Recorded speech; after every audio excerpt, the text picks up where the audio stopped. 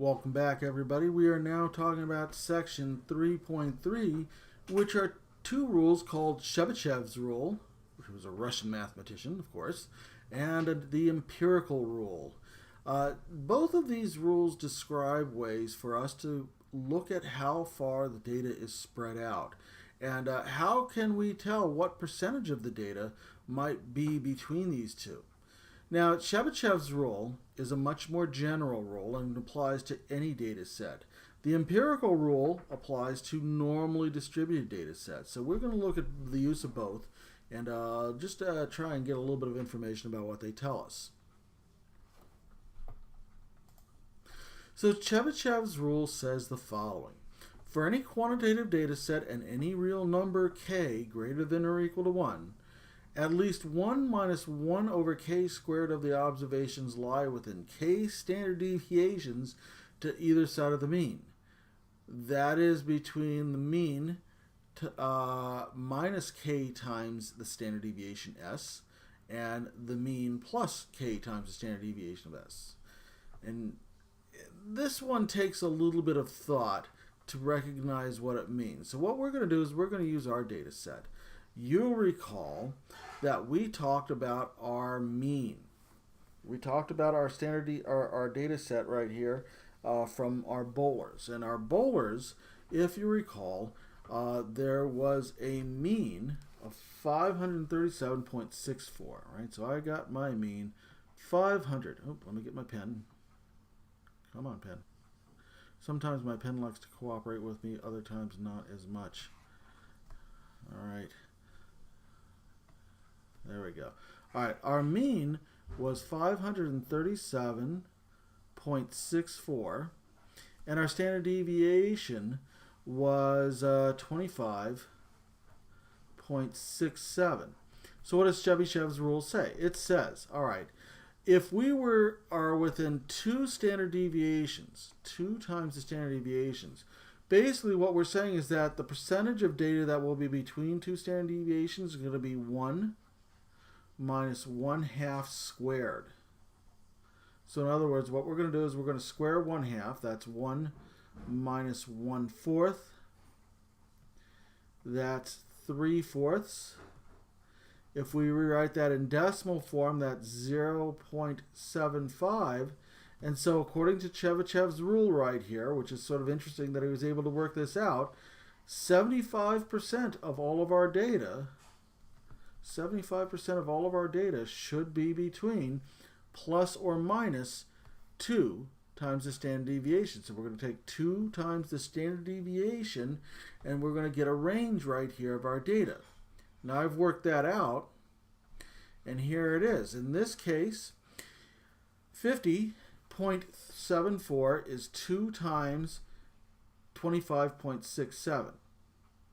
So this range right here, if we were to put this in words, says that 75% of our data, 75% of all of our bowling data will have fallen between 486 and 588, a minimum of 75% of our data. Right? If we actually look at that data, if you have it in front of you, you can look back and you see, well, yeah, definitely more than 75% of our data falls within that range. Okay. We can do the same thing if we talk about 3, right? If we say 3 times the data set, right, what's going to happen? Well, I'll let you work this out, right? Take 3 times 25.67. So 3 times 25.67, right? If we do this, what we're going to find is that somewhere greater than 1 minus 1 over 3 squared, which is to say 8/9, or approximately 88.89%, or almost 89% of our data should fall between these levels. So I'll pause for a moment and let you work this out and put it on your handout, because this is problem number 2 from our handout.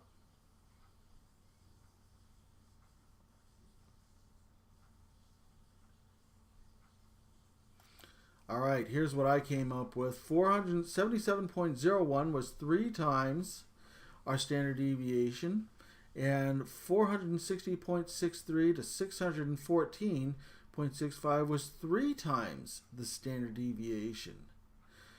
Now, did we have any data that fell outside of that? Doesn't look like it, right? All of our data definitely falls within those two data sets, right? And so we could definitely say that it looks like about 89% or more, minimum of 89% of our data falls within these two areas, right? 75% for the first,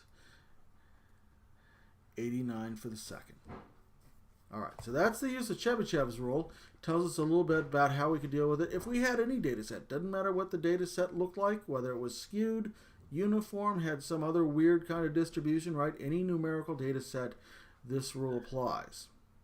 The next rule is a little bit more specific. We call it the empirical rule. And the empirical rule says that for any quantitative data with a roughly bell-shaped distribution, that is, if we were to look at the histogram, we could come to the conclusion that it was a somewhat symmetrical data bell-shaped curve. Then there's some very specific things that can be said, and we don't even have to get to a specific formula to do it other than addition and subtraction, and it works like this. It says that approximately 68% of all of the observations lie within one standard deviation to either side of our mean. That is, take the mean, subtract the standard deviation, and add the standard deviation. If it comes from a normal data set, then 68% of all of the data will fall between those values. If we take 2 times the standard deviation, 95% of all of our data will fall that. So if we have a normal distribution, we can say that something's unusual in that there's less than a 5% occurrence if it happens outside of those two pieces of data right there. So x minus 2 times the standard deviation, x plus 2 times the standard deviation is going to give us a way to judge where 95% of the data is if it's a normal distribution. And finally, 99.7% of all the observations will lie within 3 standard deviations to either side of the mean. So we add or subtract 3 times the standard deviation to get that. Now that's kind of a hard one to visualize a little bit. Let me show you a normal curve and how that plays. Right? If we were to start with our mean, and we were to look at our standard deviation right here, right? If we just add or subtract 1 standard deviation on either side of the mean right here, we see that we are within 1 standard deviation of that mean, right? 68% of every piece of data that you find should be between those two numbers, more or less, if it's a normal distribution. 95%, approximately 95%, between 2 times the standard deviation to the left and 2 times the standard deviation to the right. That is the mean plus 2s and the mean minus 2s. And then finally, 3 standard deviations to the left and the right will cover about 99.7%. And this is the reason for that rule that we stated a little bit earlier that stated if we have a piece of data, almost all observations will fall within 3 standard deviations of the mean. So it's something very unusual if it's much higher or lower than that 99.7% distribution. Here's an example right here. Let's say that we're looking at the PCB concentrations in parts per million of 60 pelican eggs. So somebody went out and is doing a study on pelican eggs and found these PCB, which is some kind of a chemical here that's made its way into pelican eggs. So what are the parts per billion right here? Parts concentrations, parts per million, right, of PCB. Let's see what happens. Well, if we were to go through and we find our data right here, we go through and we make our histogram. Here's our histogram, roughly normal shaped, right? Or we could draw a curve passing or through here. Looks more or less like a normal curve. It only has to be roughly normal shaped. So what could we say about this? Well, then if there was a mean of 206.45, right, and there was a standard deviation, right, our standard deviation is going to be found by subtracting 206.45, let's say minus 104.3. Let me subtract these two and I can tell you what our standard deviation is, right? 206.45, and I subtract 140.03. I get 2, I get 4, I get 6, 20 minus 14 is 6. So we had a 66.42 as our sample standard deviation right here. And one standard deviation to the left and one standard deviation to the right of the mean. Not 68. We're saying that 68% of all of the concentrations of PCB in those pelican eggs that we look at should fall somewhere in this range between 140 and 272. 95% will fall somewhere between a concentration of 73.61,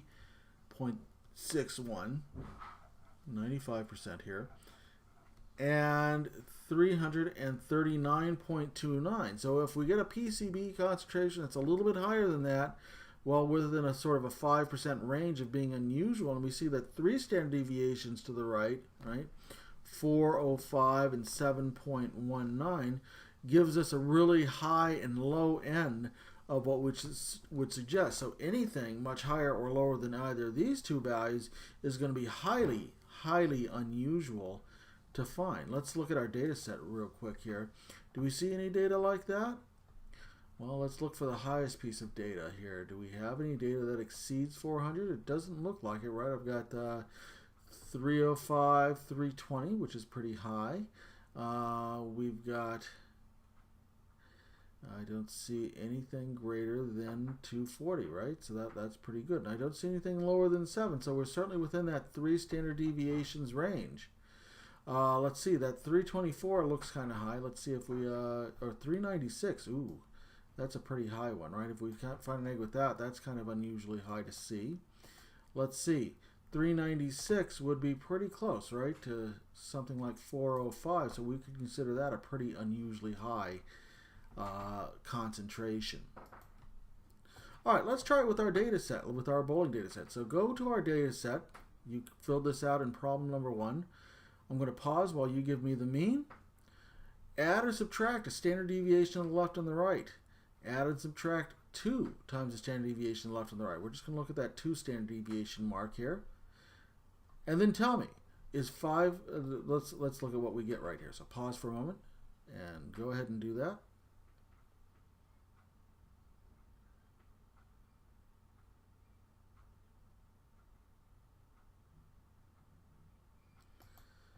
Okay, here were the numbers that I came up with. 537.64 is our mean. If we add our standard deviation left and the right, that's 1 standard deviation to the left and the right of the mean right here. And 486 and 588.98, right? That's our standard deviations, 2 times the standard deviation to the left and the right. So we ask, well, Tiki's Tavern got a score of 525. Is that an unusual score? Here's another one. Are any of the test scores from page 1 of our handout, are any of those very high or very low?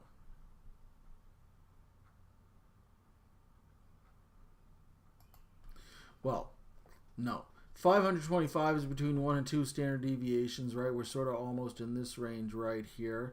525 is actually, 525 is not that hard, right? 525 is actually over here between our 2 standard deviations to the left and the right? It's less than 1 standard deviation away, so that's actually pretty good. Are any of the scores? Well, 585 is really high, almost to 2 standard deviations, but it's not a very unusually high score. In fact, none of our scores were very unusually high or low. We did get a score of 480, right? That might be just within that pretty unusual range right here, right? So 480, our score for Mozart was actually relatively low as compared to the rest of the group, right? Within that lowest 5% of all of the data. But unusually, no. We would say not unusually high or low for that either. Okay, more coming up in the next video.